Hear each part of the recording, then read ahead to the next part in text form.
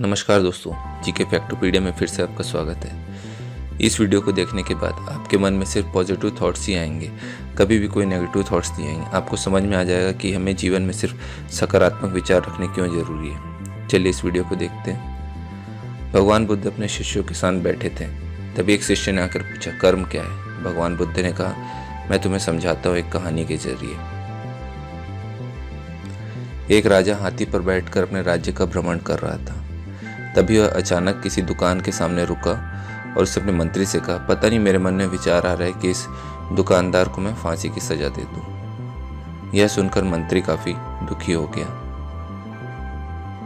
लेकिन जब तक वह राजा से की कारण पूछ पाता, राजा आगे बढ़ चुका था।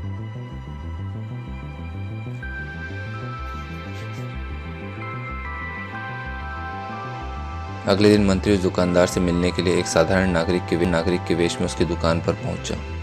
उसने उस दुकानदार से उसका व्यापार पूछा। दुकानदार ने कहा कि वह चंदन की लकड़ी बेचने का व्यापार करता है, लेकिन वह काफ़ी दुखी था। लोग उसकी दुकान पर आते थे, चंदन को सूंघते थे, पर खरीदते कुछ नहीं थे। उसका व्यापार भी अच्छा नहीं चल रहा था। अब उसकी आशा केवल इस बात पर टिकी हुई थी कि राजा जल्दी मर जाएगा, उसके अंतिम संस्कार के लिए बड़ी मात्रा में चंदन की लकड़ी खरीदी जाएगी।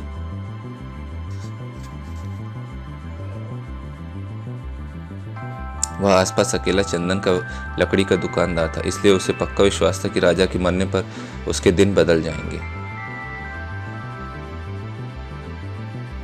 अब मंत्री को समझ में आ गया कि राजा उसकी दुकान के सामने क्यों रुका था और क्यों दुकानदार को मार डालने की इच्छा व्यक्त की थी, क्यों उसे फांसी की सजा सुनाई।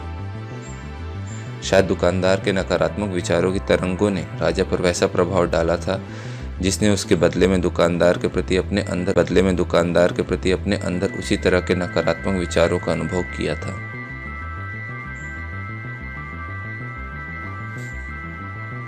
बुद्धिमान मंत्री ने इस विषय पर कुछ क्षण विचार किया। फिर उसने अपनी पहचान और पिछले दिन की घटना बताए बिना कुछ चंदन की लकड़ी खरीदने की इच्छा व्यक्त की उस दुकानदार से।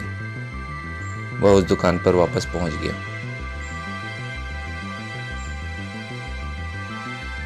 दुकानदार बहुत खुश हुआ। उसने चंदन की अच्छी तरह कागज से लपेटकर मंत्री को दे दिया। जब मंत्री महल में लौटा तो वह सीधा दरबार में गया जहां राजा बैठा था और सूचना दी कि चंदन की लकड़ी के दुकानदार ने उसे एक भेंट भेजी है। राजा को आश्चर्य हुआ। जब उसने बंडल को खोला तो उसमें सुनहरे रंग की श्रेष्ठ चंदन की लकड़ी और उसमें सुगंध को सूंघ कर वो काफी प्रसन्न हुआ।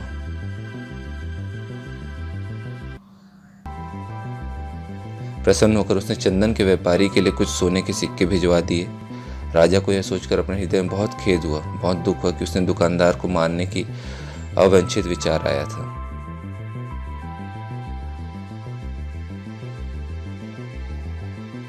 जब दुकानदार को राजा से सोने के सिक्के प्राप्त हुए तो वह भी आश्चर्यचकित हो गया। वह राजा के गुण गाने लगा, जिसने सोने के सिक्के भेजकर उसे गरीबी के अभिशाप से बचा लिया था।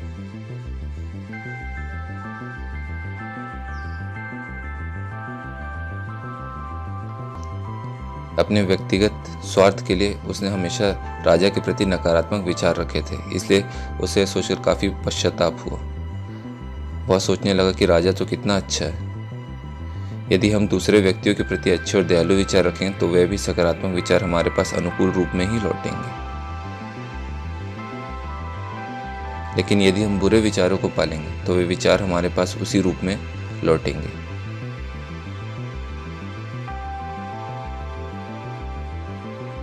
यह कहानी सुनकर भगवान बुद्ध ने पूछा अपने शिष्यों से, कर्म क्या है? अनेक शिष्यों ने उत्तर दिया, हमारे शब्द, हमारे कार्य, हमारी भावनाएं, हमारी गतिविधियां ही हमारे कर्म हैं। भगवान बुद्ध ने सिर हिलाया और कहा, तुम्हारे विचार ही तुम्हारे कर्म हैं। इसलिए तो कहा जाता है, जिसके पास जो होता है वह वही बांटता है। सुखी सुख बांटता है, दुखी दुख बांटता है, ज्ञानी ज्ञान भ्रमित भ्रम बांटता है, भयभीत भय बांटता है। यदि खेत में बीज न डाले जाएं तो कुदरत उसे घास फूस से भर देती है। ठीक उसी तरह से अगर दिमाग में सकारात्मक विचार न भरे जाएं तो नकारात्मक विचार अपनी जगह बना ही लेती है। इसलिए हमेशा पॉजिटिव सोचें। आपकी सोच ही आपको बड़ा बनाती है।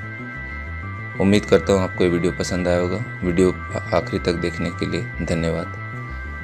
हमारे चैनल को सब्सक्राइब करें, जीके फैक्टोपीडिया को। Thank you for watching.